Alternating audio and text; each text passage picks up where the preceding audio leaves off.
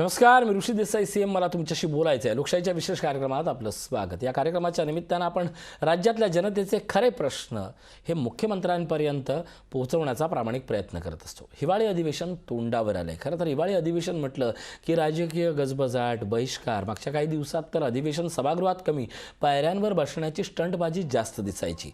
पण यंदा तरी अधिवेशन पूर्ण काळ होणार का, हा खऱ्या अर्थानं प्रश्न आहे. या हिवाळी अधिवेशनात एक वेगळी गोष्ट घडते. खरं तर ही सातत्यानं घडते, पण आता ही खरंच वेगळी म्हणायची वेळ आली आहे. यावेळचं हिवाळी अधिवेशन अवघ्या 9 दिवसांचं आहे. काळ मोठा असला तरी त्यातले कामकाजाचे दिवस 9 आहेत.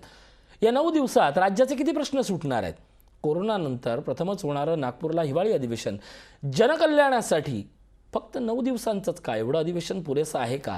अधिवेशनाचा विचार करताना तो वाढवता येऊ शकतच नव्हता का? या संदर्भातल्या बैठकींचा फार मोठा गाजावाजा करण्यात आला, प्रमोशन करण्यात आलं, एवढ्या प्रश्नांवर चर्चा करण्यात आला. ज्या गोष्टीसाठी महाराष्ट्राच्या तालुक्यातनं आमदार मुंबईला विधानसभेत पाठवले जातात, त्या सभागृहाचं कामकाज एवढं कमी काळ का? एवढ्या कमी काळात आणि विशेषत्वानं 6 महिन्याच्या काळानंतर होणाऱ्या अधिवेशनात महाराष्ट्रातल्या जनतेचे प्रश्न तडीला लागतात का, लागणार आहेत का, लागतील का, अशा वेगवेगळ्या प्रश्नांबद्दल विचारमंथन करणार आहोत. महाराष्ट्राच्या वेगवेगळ्या विभागातून आपले प्रतिनिधी जोडले जात आहेत. सुरुवातीला जातोय मुंबईला. जुई जाधव आमची प्रतिनिधी आपल्यासोबत जोडले जात आहेत. जुई, अधिवेशन कमी काळाचं आहे, लोकांना खूप काही बोलायचं आहे, काय म्हणतायत लोक? ऋषी, निश्चितच हे अधिवेशन जे आहे ते अत्यंत महत्त्वाचं आहे, कारण का कोरोनानंतर हे अधिवेशन पहिल्यांदा नागपूरमध्ये होत आहे. दुसरी एक महत्त्वाची बाब म्हणजे सत्तांतरानंतर पहिलं अधिवेशन जे आहे ते होत आहे. त्यामुळे नक्कीच हे जरी हिवाळी अधिवेशन असलं तरी हे अधिवेशन वादळी ठरण्याची शक्यता आहे. मात्र हे हिवाळी अधिवेशन केवळ 9 दिवसांचंच असणार आहे. 19 ते 30 तारीख असा अधिवेशनाचा काळ आहे. या 9 दिवसांमध्ये महाराष्ट्राच्या राज्यातील लोकांचे प्रश्न सुटणार का, असा एक प्रश्नचिन्ह इथे लोकशाहीने उपस्थित केलं आहे. आपल्यासोबत काही नागरिक आहेत, आपण त्यांच्याकडून जाणून घ्या. स्वतः आपल्यासोबत यशवंत किल्लेदार आहेत. काय सांगाल? केवळ 9 दिवसांचं अधिवेशन आहेत, अनेक प्रश्न आहेत महाराष्ट्रातील लोकांचे. 9 दिवसांमध्ये वाटतील हे प्रश्न सुटतील? अजिबात नाही, कारण 2 आठवड्याचं 12 दिवसांचं अधिवेशन आहे, त्यातल्या 3 दिवस सुट्ट्या आहेत. एकूण 9 दिवस काम करायला मिळणार आहे. 9 दिवसामध्ये पहिला दिवस तर शोकप्रस्तावामध्ये जातो नेहमीप्रमाणे, आणि नागपूरमध्ये 2 वर्षांनी हे अधिवेशन होत आहे. राहिले 8 दिवस. 8 दिवसामध्ये खोके, गद्दार आणि ह्या सगळ्या गोष्टी होणार. विरोधक कामकाज होणार नाही या दृष्टीनेच प्रयत्न करणार. आणि महाराष्ट्राच्या समोर ज्या जनतेच्या समस्या आहेत, प्रश्न उभे आहेत, त्याच्यावर चर्चा होणं, साधक बाधक चर्चा होणं आणि त्या चर्चेतून काहीतरी एक चांगला निर्णय घेणं हे सरकारला तसं कठीणच जाणार आहे. आणि ह्याच्यामध्ये सरकारही तितकंच जबाबदार आहे, विरोधी पक्षही तितकाच जबाबदार आहे की ह्या सगळ्या लोकप्रतिनिधींना जनतेच्या प्रश्नांची काही पडलेली नाही. त्यांना स्वतःची उणीधुणी काढणं ह्याच्यातच रस आहे. आणि यातून मला काही वाटत नाही की 8 दिवसात काही नाही होणार, कारण आता महाराष्ट्रातल्या विधानसभेला पूर्वीचे दिवस जे होते, जे अधिवेशनाचे, की जिथे खूप लेंदी चर्चा व्हायची, कोणत्याही प्रश्नावर डिस्कशन व्हायचं आणि त्यातून एक काहीतरी मार्ग निघायचा, अशा पद्धतीचं वातावरण अलीकडे कुठल्याही विधिमंडळाच्या अधिवेशनामध्ये दिसत नाही. आणि ह्यावेळेलाही तेच होणार आहे, कारण ह्यावेळेला तर महाराष्ट्रातली परिस्थिती सत्तांतरानंतरची सगळ्या उभ्या महाराष्ट्राने पाहिलेली आहे की काय आहे.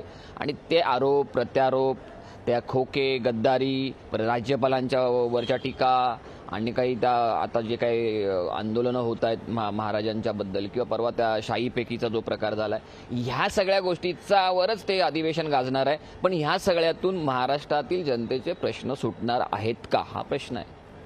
तुम्ही मला काय सांगाल? मुंबईचे देखील अनेक मुद्दे आहेत. मुंबईकर म्हणून तुम्हाला वाटतं की तुमचे जे प्रश्न आहेत जे तुम्ही तुमच्या आमदारांना सांगतील ते या अधिवेशनामध्ये केवळ 9 दिवसांमध्ये मांडू शकतील?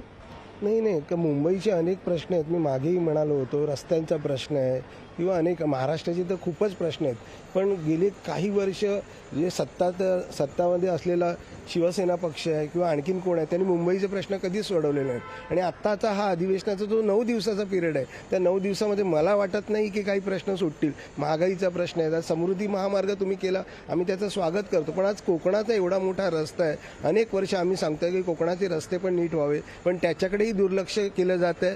तर एवढंच आमचं म्हणणं आहे की तुमच्यातले आपसापसातले हेवे दावे आणि तुम्ही एकमेकावर जी टीका करतात त्याच्यात वेळ न घालवता तुम्ही लोकांचे जे प्रॅक्टिकल गोष्टी आहेत ते तुम्ही करावे. तुमचे आपापसातले हेवे देवे, शावीचे प्रकरण असेल, आणखीन कुठचेही प्रश्न असतील, ते तुम्ही सर्व बाजूला ठेवून लोकांच्या खरोखर ज्या गरजा आहेत, खरोखर जे प्रश्न आहेत ते तुम्ही सोडवावे, असं एक आम्हाला सामान्य नागरिक म्हणून वाटतंय.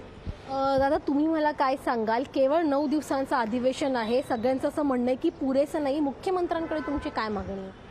मला तर वाटत नाही मुख्यमंत्री ह्या भांडणाच्या ह्याच्यामध्ये काय डिक्लेरेशन करतील असं मला ते दिसत नाही चित्र, कारण की त्यांची भांडणंच दिसत आहेत. आणि कुठला विषय आता ते लोकांनी मुद्दे पण नाही सांगितले की आम्ही या अधिवेशनात हा मुद्दा पास करू ते करू. यांचं वाटत नाही 9 दिवस हे करतील वगैरे.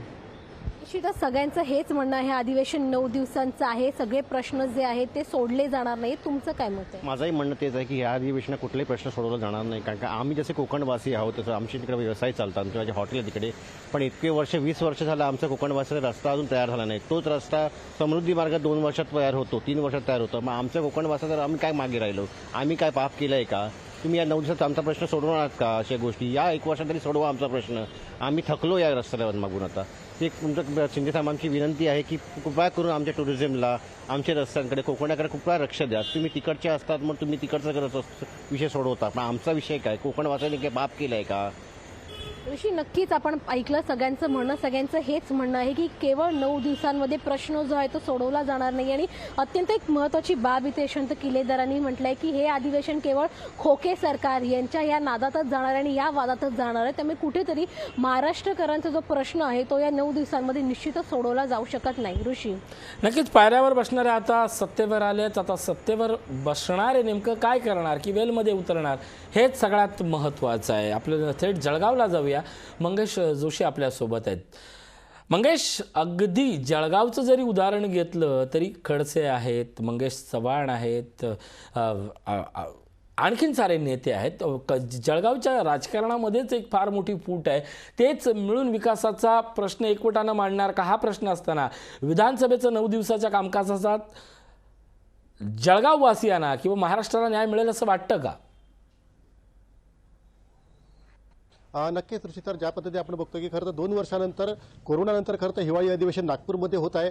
जळगाव जिल्ह्याचा जर विचार केला तर गिरीश महाजन असतील ग्रामविकास मंत्री, पाणीपुरवठा मंत्री गुलाबराव पाटील असतील, राष्ट्रवादीचे नेते एकनाथ खडसे असतील, असे दिग्गज नेते खरं तर जळगाव जिल्ह्यामध्ये आहे. असं असताना आता खरं तर हे जे अधिवेशन होणार आहे हे फक्त वादळी ठरणार की जिल्ह्याचे प्रश्न देखील हे नेते जे आहेत ते सोडणार, असा देखील सर्वसामान्यांना प्रश्न आहे. कारण सत्ता स्थापनेनंतर खरं तर आपण पाहतोय की लोकप्रतिनिधी असतील किंवा सत्ताधारी असतील, विरोधक असतील, कायम एकामेकांवर आरोप प्रत्यारोप करण्यामध्ये व्यस्त असल्याचं नागरिकांकडून आरोप केला जातो. त्यामुळे आता या अधिवेशनाच्या माध्यमातून नागरिकांची काय नेमकी अपेक्षा आहे, त्यांच्या काय भावना आपण थेट जाणून घेऊया. आपल्यासोबत विविध क्षेत्रातले नागरिक आहेत. सर, काय सांगाल, ज्या पद्धतीने खरं तर आपण बघतोय की आता 2 वर्षानंतर हिवाळी अधिवेशन जे आहे ते नागपूरमध्ये होणार आहे, एकंदरीतच आता आपली शिक्षक म्हणून काय भावना असणार आहे? आता शिक्षण क्रांती संघटनेवाले लोक तिथे स्वागतच त्यांचं पदव्यांचं पताका लावून करणार आहेत. कारण कसं आहे, ते नेट, सेट, PhD याचे शिक्षणावर लोकांकडून पैसा खर्च होतोय आणि त्या प्राध्यापकाच्या जागा निघत नाही, जे आहे त्यांना नियमित करत नाही. इकडे प्राथमिक शिक्षकांसाठी आपलं पेन्शन योजनेचं आहे. आता छत्तीसगड, झारखंड, राजस्थान, गुजरात या राज्यामध्ये जुनी पेन्शन लागू केलेली आहे. मग त्यामुळे महाराष्ट्रातल्याही शिक्षकांच्या अपेक्षा वाढल्या आहेत की आम्हालाही जुनी पेन्शन लागू करा. हा एक महत्त्वाचा मुद्दा आहे. तसं पाहायला गेलं तर महाराष्ट्रामध्ये जवळजवळ 31,400 आणि 32,000च्या आसपास हा आकडा जुना आहे पेपरचा, तर शिक्षकांची संख्या कमी आहे, अनेक अधिकाऱ्यांची संख्या कमी आहे. म्हणजे प्रभारी राज भरपूर ठिकाणी सुरू. एकत्रितच की शिक्षकांच्या ज्या काही प्रलंबित मागण्या आहेत त्या अधिवेशनात पूर्ण अशी आपली भावना आहे. हो, नक्की. ह्या जर 34,000 शिक्षण जागा भरल्या गेल्या, बेरोजगारी दूर होईल, डेट केल्या मुलांनाही दिलासा मिळेल आणि शिक्षणानेच तर देशाचा विकास होतो ना. म्हणजे यंत्रणा वाढवली पाहिजे अशी आमची अपेक्षा आहे. नक्कीच खरं तर यंत्रणा वाढवली पाहिजे या अधिवेशनात अशी मागणी केली जाते. काका, एक ज्येष्ठ नागरिक म्हणून तुम्ही काय सांगणार? कारण 9 दिवसाचं अधिवेशन आहे, 9 दिवसात महाराष्ट्राचे प्रश्न सुटतील का? नाही, ह्या सरकारने शेतकऱ्यांचे प्रॉब्लेम सोडवायला पाहिजे. कारण शेतकऱ्यांना खूप नुकसान झालेलं आहे. सरकार डिक्लेअर करते पण सरकार काही देत नाही आणि जे उत्पन्न शेतकरी काढतो त्याचा खूप खर्च लागतो. त्या खर्चाच्या मानाने भाव पण मिळत नाही, त्यामुळे शेतकरी आत्महत्या पण खूप करत आहे आणि हेच प्रॉब्लेम सरकारने लवकरात लवकर सोडवायला पाहिजे. नक्कीच बेरोजगारीचा मोठा प्रश्न जो आहे तो कायम पाहायला मिळतो आहे. एकंदरीतच या 9 दिवसाच्या अधिवेशनामध्ये आपल्याला राज्य सरकारकडनं आणि विरोधकांकडनं काय अपेक्षा आहे? मला असं सांगायचं आहे की माझे 2 मुलं आहे, एक BA कॅम्प्युटर झालेला आहे, एक ITI झालेला आहे. ते दोघंही अजून बेकारच आहे, शिकून काही फायदा होत नाही आहे. आणि त्याच्यानंतर काही कंपन्यांमध्ये थोडंफार जॉबही मिळाला त्यांना, तर 5,000 आणि 7,000मध्ये काही त्यांचं पुरं होत नाही. तर अशा वेळेला काही सरकारने करायला पाहिजे. आधी एक जमाना असा होता की त्यावेळेला ITI झालं म्हणजे ITIच्या मुलांना ताबडतोब खेचलं जात होतं. त्यावेळेला कंपन्या होत्या, आताही कंपन्या आहे. तर असं व्हायला नको पाहिजे. तरी काहीतरी सरकारने त्याच्यावर दखल घ्यायला पाहिजे. नक्कीच खरं तर आपण बघतोय की विविध क्षेत्रातून ज्या प्रतिक्रिया येत आहेत, एकंदरीत त्यामध्ये आपण पाहायला गेलं तर अनेक काही आपल्यासोबत गृहिणी देखील आहेत. आपण त्यांच्याकडनं प्रतिक्रिया जाणून घेऊया. मावशी, काय सांगाल, ज्या पद्धतीने खरं तर आता हिवाळी अधिवेशन होणार आहे, एकंदरीतच गृहिणी म्हणून तुमची काय भावना आहे? घरामध्ये आजकाल घर चालवणं गृहिणींना फार कठीण जात आहे. इतकी महागाई वाढली आहे की जीव नकोसा झाला आहे. मेटाकुटूस आलेला महिना इतक्या त्रस्त झालेले आहे. महागाईमुळे गॅस सिलेंडरचे भाव इतके वाढलेले आहे की इतके वाढलेले भाव आतापर्यंत कधी वाढले नव्हते. आणि तसंच सर्वच महागाईच्या घरामध्ये ज्या जीवनोपयोगी वस्तू आहेत, ज्या घरामध्ये लागणाऱ्या वस्तू आहेत, त्या इतके दर वाढलेले आहेत की कसा तरी संसार मेटाकुटीस आणून भागवावा, कसा चालवावा, हे गृहिणींना मोठा प्रश्न पडलेला आहे. आणि अशा काळामध्ये माननीय मुख्यमंत्री साहेब काहीतरी आमच्या म्हणण्याची दखल घेतील आणि या हिवाळी अधिवेशनामध्ये काहीतरी योग्य निर्णय घेऊन गॅस सिलेंडरचे भाव कमी करतील किंवा घरगुती ज्या वस्तू आहेत त्यांचे भाव कमी करतील, अशी आम्हाला फार फार आशा आहे. आणि ही आमची आशा मुख्यमंत्री साहेब पूर्ण करतील आहे. नक्कीच ऋषी, तर आपण बघतोय खरं तर शिक्षण आणि प्रामुख्याने गृहिणींचा जो महागाईचा प्रश्न आहे या अधिवेशनात खरं तर मुख्यमंत्र्यांनी सोडवावा अशी अपेक्षा जी आहे ती आता जळगावकरांनी व्यक्त केलेली आहे. ऋषी सर, नक्कीच एकूणच या सगळ्याच्या निमित्ताने एक फार मोठं विचारमंथन करण्याची गरज आहे. तुम्ही आमच्यासोबत तसेच राहा. औरंगाबादला जाऊया. सचिन बडे आपल्यासोबत जोडले जात आहेत. सचिन, अनेक प्रश्न आहेत, अनेक प्रश्न प्रलंबित आहेत आणि औरंगाबादमध्ये तर मंत्र्यांची मिनी विधानसभा भरावी एवढे मंत्री औरंगाबादमध्ये आहेत. अनेक अपेक्षा असलेल्या 9 दिवसात किती प्रश्न तडीला लागणार, काय म्हणतायत औरंगाबादवासी? ऋषी सर, आपण म्हटल्याप्रमाणे एक मिनी मंत्रालय जर औरंगाबादला म्हटलं तरी चालेल, कारण मंत्र्यांचा फौजफाटा हा औरंगाबादमध्ये मोठ्या प्रमाणामध्ये आहे. मात्र एक महत्त्वाचा प्रश्न निर्माण होतो हिवाळी अधिवेशनाचा. हिवाळी अधिवेशनामध्ये सर्वसामान्यांचे मुद्दे मांडायला हवेत आणि जास्त वेळ मिळायला हवा अशी मागणी केली जाते. आपल्यासोबत थेट औरंगाबादकर आहेत. आपण थेट त्यांनाच विचारूयात काय सांगेल त्यांना मुख्यमंत्री महोदयांना आणि हिवाळी अधिवेशनासंदर्भात. महिला सुरक्षेचा प्रश्न कायम असताना 9 दिवसांमध्ये तो मार्गी लागू शकतो का? कारण हिवाळी अधिवेशन जो आहे तो 9 दिवसाचा आहे. वेळ पुरेसा आहे का? वेळ पुरेसा आहे प्रश्न मांडण्यासाठी. मी मुख्यमंत्री साहेबांना आणि उपमुख्यमंत्री साहेबांना, त्यातल्या त्यात विरोधकांना ही विनंती करू इच्छिते की महिला सुरक्षा हा विषय ऐरणीवर आलेला आहे. कारण प्रत्येक घटना आपण जी बघतोय, 8 वर्षाच्या मुलीवर बलात्कार, तिच्याशी छेडछाड आणि 5 वर्षाच्या मुलीवर बलात्कार, तर या कायद्या सुव्यवस्थेच्या घटनांमध्ये किंवा कायद्यामध्ये यांनी तरतूद करून महिलांचा संरक्षणासाठी हा प्रश्न यांनी अधिवेशनामध्ये उठवला पाहिजे. कारण प्रत्येक अधिवेशनामध्ये किंवा ही सत्ता आल्यापासून विरोधक फक्त खोक्याची गोष्टी करतात किंवा खोक्याच्या गप्पा मारतात किंवा खोक्याचाच विरोध करतात आणि सामान्य माणसाचे प्रश्न हे बोलत नाहीयेत. तर मी सगळ्यांना विनंती हीच करते, विरोधकांना आणि सत्ताधाऱ्यांना, की त्यांनी महिलाचा प्रश्न लवकरात लवकर मार्गी लावावा. प्रश्न लवकरात लवकर मार्गी लावायला हवा. काय सांगाल, राज्यभरामध्ये प्रमुख मुद्दे आहेत, मात्र या अल्पावधीमध्ये मुद्दे मार्गी लागू शकतात का? कोणते कोणते मुद्दे महत्वाचे आहेत? अल्पावधी म्हणण्यापेक्षा सगळ्यात प्रथम तर अभिनंदन करतो की कोरोनाच्या काळानंतर आता व्यवस्थित एक अधिवेशन होतंय. याच्यामध्ये प्रामुख्याने ग्रामीण भागाच्या ज्या पायाभूत सुविधा आहे, रस्ते असतील, पाणी असेल, वीज असेल, शिक्षण असेल. आज तुम्ही ग्रामीण भागाचं शिक्षण जर बघितलं तर आज कुणी आपल्या मुलाला जिल्हा परिषदच्या शाळेमध्ये, नगरपालिका किंवा महानगरपालिकेच्या शाळेमध्ये शिक्षण द्यायला तयार नाही. ग्रामीण भागाचा ओघ हा पूर्ण शहराकडे येतोय. आज ग्रामीण भागात शेतकरी सुद्धा शेतात काम करायला तयार नाही. शेतमजूर तर दूरचीच गोष्ट आहे.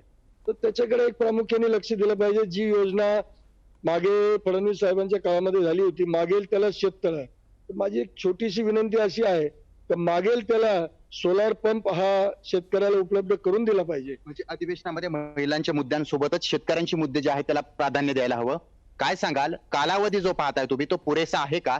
कोणते मुद्दे अधिवेशनामध्ये मांडायला हवेत आणि राज्याचे मुद्दे या कालावधीमध्ये पूर्ण होतील का? सर्वप्रथम कोरोना काळानंतर हे अधिवेशन होत आहे आणि मोठ्या प्रमाणात चांगलं अधिवेशन होत आहे आणि वेळ पुरेसा जर नसला, काम करण्याची इच्छा असली, ते कुठलंही काम अशक्य नाहीये. म्हणून या ठिकाणी आता काम करणारेच मुख्यमंत्री या महाराष्ट्राला मिळालेले आहे आणि उपमुख्यमंत्री सुद्धा देवेंद्र फडणवीस साहेब हे महाराष्ट्राला काम करण्यास मिळालेले आहे.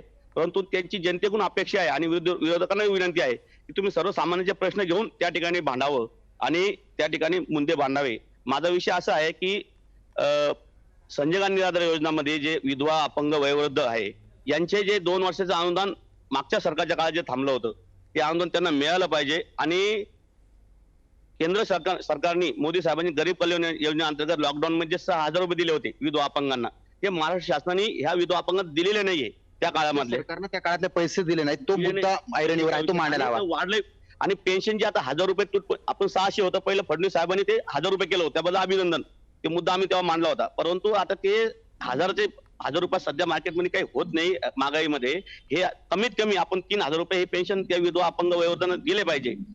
विधवा अपंगांचा सुद्धा राज्य सरकारनं अधिवेशनात विचार करायला हवा. तुम्ही काय सांगाल, कोणता मुद्दा प्रामुख्याने घ्यायला हवा? अधिवेशन कमी कालावधीमध्ये आहे. स्थानिक स्वराज्य संस्थाच्या निवडणुका गेल्या 3 वर्षापासून करोना काळापासून आपल्याकडे झालेल्या नाहीत. भारताच्या इतिहास इतक्या जास्त दिवस प्रशासक लागलेल्या म्हणजेच हे स्थानिक स्वराज्य संस्था आहे. छत्रपती संभाजीनगर महानगरपालिकेची निवडणूक असेल इथं प्रशासक लागलेला आहे. कार्यकर्ता हातबल झालेला आहे, नागरिक हातबल झालेला आहे. नागरिक हा कार्यकर्त्याकडे येत असतो, विचारत असतो, कामासंबंधित चर्चा करत असतो. अधिकाऱ्याला बघायला वेळ नाही, प्यायला पाणी नाही आणि 100 कोटी घालून खाम नदी दुरुस्त करायला निघालेत. चालायला रस्ते नाहीत आणि त्याला सायकल ट्रॅक करून त्याच्या बाजूला प्लॅस्टिक लावून सगळं बॅरिकेड करून त्याचा काय ज्याच्यात नफा ते काम आपण करायचं. अधिकाऱ्याला जनतेसाठी वेळ नाही आणि सरकार जरी करतो म्हणलं तर 2.5 वर्ष हे तिगाडी बिगाडी सरकार होतं. त्यांनी फक्त हिशोब तोटा बाटा करण्यामध्येच घातला आणि या शहराची जनता परेशान आहे, कार्यकर्ता परेशान आहे. त्यासाठी सुद्धा काम करायला हवं. शेवटची प्रतिक्रिया काय सांगाल? आज मुद्दे ऐरणीवर आहेत, अधिवेशन येत आहे, कोणता मुद्दा प्रामुख्याने मांडायला हवा आणि वेळ पुरेल का? महाराष्ट्राचे लाडके मुख्यमंत्री एकनाथजी शिंदे साहेब व उपमुख्यमंत्री देवेंद्रजी फडणवीस साहेब यांना अशी विनंती आहे की महाराष्ट्रामध्ये आतापर्यंत जे 2 वर्षाचा काळ निघून गेला होता कोरोनाचा, त्या काळामध्ये छोटे उद्योग व्यवसायवाले खूप हात घ्यायला आलेले आहे आणि अजून सुद्धा त्यांना 1.5 ते 2 वर्षामध्ये ते कोणत्याही प्रकारे त्यांची सुधारणा या व्यवसायात झालेली नाही. पानटपरीवाले असन, चहाचे दुकानवाले असन, वडापाववाले असन, हे सगळे सध्या ह्या कंडिशन मध्ये आहे की यांना काहीतरी सरकारची मदत पाहिजे आणि त्या मदतीतून छोट्या छोट्या व्यावसायिकांना जर मदत मिळाली तर ते मोठे उद्योजक होऊ शकते पुढच्या काळामध्ये. म्हणून अधिवेशनात हे मुद्दे मांडणे महत्वाचे आहेत. आपण पाहू शकतो ऋषी सर, ज्या पद्धतीने अधिवेशनामध्ये कोणते मुद्दे मांडायला हवेत हे सर्वसामान्य नागरिकांनी सांगितलेलं आहे. त्यामुळे आता हे मुद्दे मांडा आणि तेव्हाच अधिवेशनाचा काळ जो आहे तो कुठेतरी सार्थ ठरेल आणि जो मुदत आहे ती वाढून देण्यात यावी ही सुद्धा मागणी आता जोर धरू लागलेली आहे. ऋषी सर, नक्कीच या सगळ्याच्या निमित्तानं मुदतीची मागणी होती, अर्थात ही लोकप्रतिनिधींनी समजून घेणं जास्त गरजेचं आहे. नागपूरला जातोय, कल्पना नळसकर आपल्यासोबत आहेत. नागपूरसाठी सब कुछ अशी एक इमेज दाखवली जाते. नागपूरसाठी प्रचंड विकासाचा निधी, नागपूर विकासाच्या पर्वावर अशी इमेज दाखवली जाते. 1-2 वर्षांनी 3 वर्षांनी नागपूरमध्ये अधिवेशन होते, पण दस्तूर खुद्द नागपूरकरांना हे देखील 9 दिवस मान्य आहेत का? नागपूरच्या प्रश्नांना न्याय मिळेल का? महाराष्ट्राच्या प्रश्नांना न्याय मिळेल का? काय म्हणतात नागपूरवासी? कल्पना.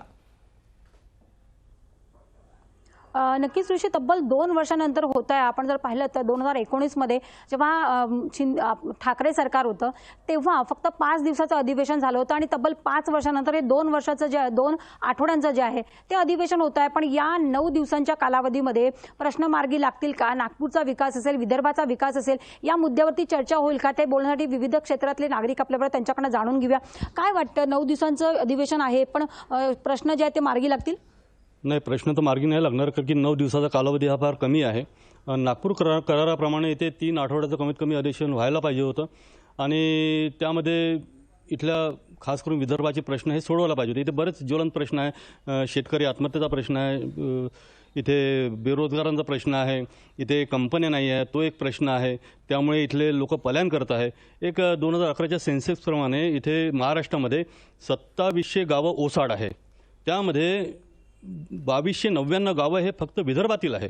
तर हे लोक गेले कुठे? हे गावं ओसाड का झाली याकडे शासनाचं लक्षच नाही आहे. तर त्याचं महत्त्वाचं कारण हे आहे की इथे रोजगार नसल्यामुळे ते पलायन करून राहिले आणि त्यामुळेच बघा तुम्ही 2004 येथील खासदारांची संख्या ही 11 होती, पण आता ते 10 आहे. 66 इथे आमदार होते, आता 62च आहे. तर हे संख्या का कमी होऊन राहिली याकडे लक्ष द्यायला पाहिजे. हे लोक पलायन का करत आहे याकडे लक्ष द्यायला पाहिजे. विदर्भ दिवसेंदिवस मागासलेला होत आहे याकडे यांनी लक्ष द्यायला पाहिजे. तर हे 9 दिवसात इथले प्रश्न सुटणार नाही, कारण की सगळ्या महाराष्ट्राच्या लोकांना माहीत आहे की नागपूरला येतात तर यांचे अर्धे दिवस ते मोज मस्तीमध्ये जाते आणि उरलेल्या दिवसामध्ये आंदोलन करतात, त्याकडे यांचं लक्ष राहत नाही. आंदोलन दडपण्याचा हे प्रयत्न करतात. त्यामुळे जनता आपले प्रश्न घेऊन कुठे जाणार आहे? नक्कीच 9 दिवसाचं पुरेसं नाही. तुम्ही शिक्षक आहेत, शिक्षक म्हणून काय वाटतं आहे की शिक्षकांच्या प्रश्नाला इथे चर्चा होईल?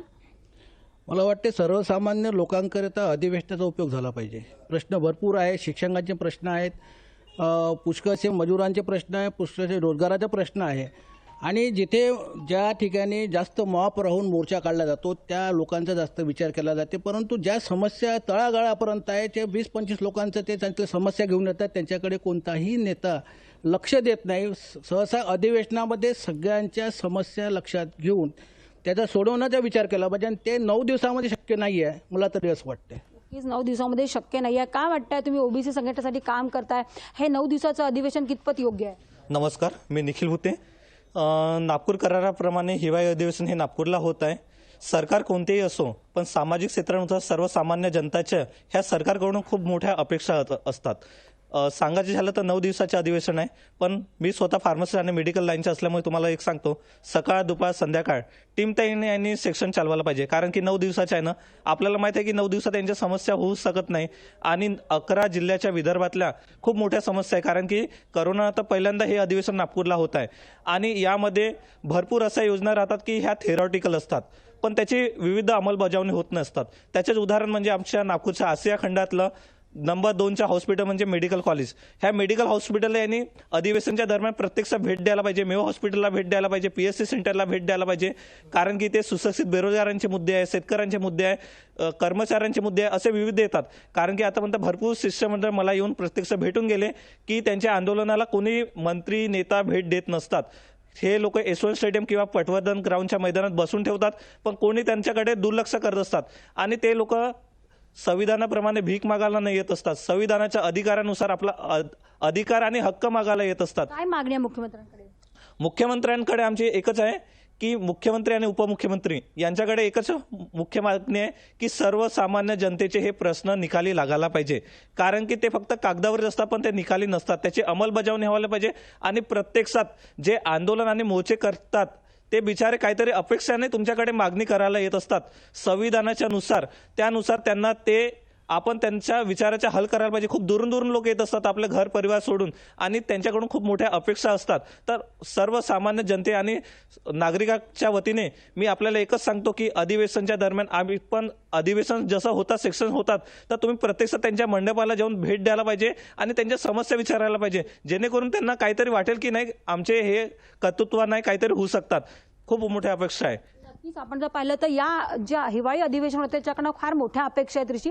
आणि एक मुद्दा यांनी मांडला की थेरॉटिकल सगळे निर्णय असतात, त्याची अंमलबजावणी होत नाही. यापूर्वीही आपण अधिवेशन पाहिले असतील तर अनेक इथे आपण पाहिलं असेल तर चर्चा झाल्या, शक्ती कायद्यावरती चर्चा झाली, पण अंमलबजावणी कुठे होत्या असा सगळ्यात मोठा प्रश्न आहे. अजितदादा आता मागणी करतात आहे की अधिवेशन जे आहे ते 3 आठवड्याचं व्हावं, पण तेव्हा त्यांचं सरकार होतं तेव्हा मात्र 5च दिवसात त्यांनी अधिवेशन गुंडाळलं. म्हणजे प्रत्येक सरकार जे येतं त्यांची जी इच्छाशक्ती असते ती तेव्हा गायब होते आणि नंतर नक्कीच अगदीच तेव्हा त्यांची कल्पना, इच्छाशक्ती ज्या बळावते. पद्धतीनं तू म्हणतेस की एक सगळ्यात महत्त्वाची गोष्ट अधोरेखित झाली आहे की अनेकांचा किंवा उर्वरित महाराष्ट्राचा जो समज झाला आहे की नागपूरला खूप मोठी पॅकेज दिलं आहे, पण नागपूरकरांचेही प्रश्न आहेत ते या निमित्तानं नागपूरच्या अधिवेशनात जरी सुटलं तरी एक महत्त्वाचा भाग किंवा विदर्भाला जरी दिलासा मिळाला जो याचा उद्देश आहे तरी फार मोठं काम होईल. पण 9 दिवसाचं अधिवेशन वाढवायला हवं ही माध्यम म्हणून लोकांची मागणी आहे, याचा मुख्यमंत्र्यांनी नक्की विचार करावा. या कार्यक्रमात इथंच थांबतोय. ताज्या बातम्यांसाठी पाहत राहा लोकशाही.